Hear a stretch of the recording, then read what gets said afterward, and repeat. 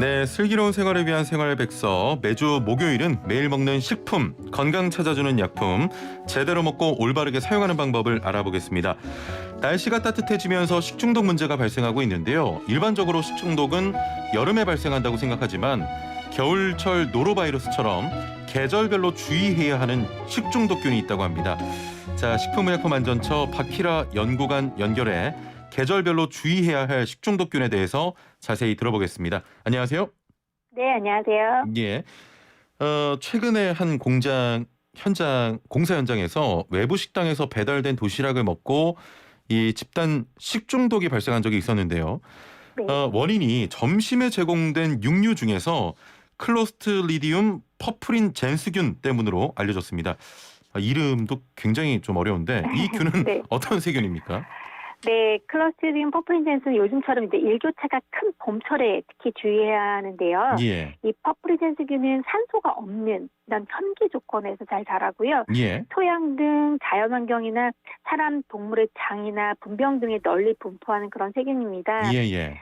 퍼프린젠스균 자체는 이제 75도씨 이상에서 산화되긴 하지만 열에 강한 아포를 갖고 있는데요. 이 아포는 고온이나 건조하고 이제 세균이 이렇게 살기 어려운 그런 환경에서 스스로 만들어냅니다. 그래서 예. 이 아포가 스품 안에 휴면 상태를 유지하다가 어. 다시 자랄 수 있는 환경이 되면 다시 깨어나서 활동을 하므로 충분히 끓인 음식에서 또 다시 증식할 수도 있습니다. 예. 저보다 더 발음을 잘하시네요. 자, 충분히 끓인 음식에서 다시 활동을 할 수 있다는 것은 사라지지 않는다는 건지 좀 궁금한데 정확하게 어떤 의미입니까? 네, 이제 국이나 고기찜 등 대량으로 끓이고 예. 그대로 실온에 방치하는 경우에는 손 내부 음식물의 온도가 음식물이 공기가 없는 이런 현기 상태가 되고요. 예. 실온에 방치해 서서히 식히게 되면 내부는 이제 세균이 자라기 좋은 온도를 유지하고 있어서 과열 과정에서 살아남았던 이런 퍼프린젠스 아포가 예. 다시 깨어나서 증식해서 식중독을 일으킬 수 있습니다. 예. 지난번 이제 공사 현장에 배달됐던 점심을 먹고 발생했던 식중독 환자의 경우에도 식당에서 아침에 조리해서 뜨거운 밥과 국, 닭볶음탕 등을 보온통에 담아서 점심으로 배달을 했는데 예.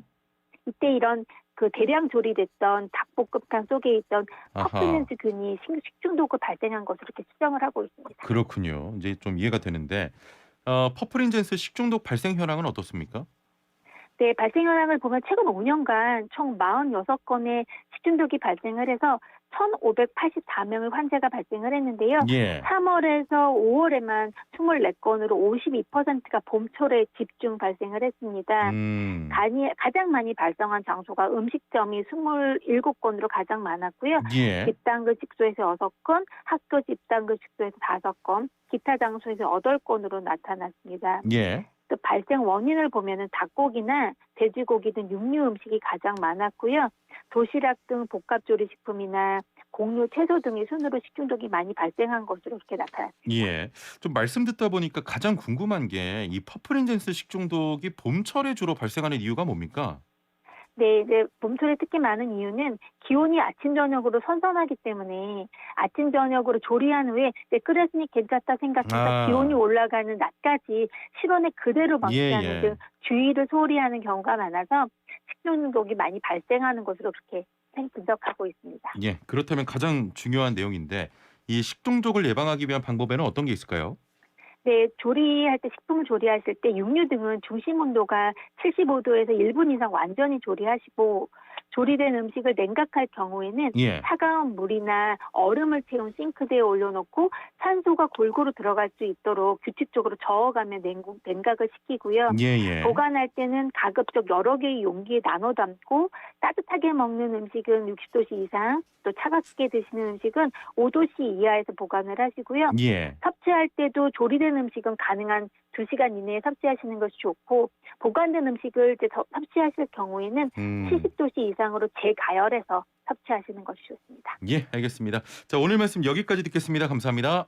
네, 감사합니다. 네, 지금까지 식약처 박희라 연구관이었습니다.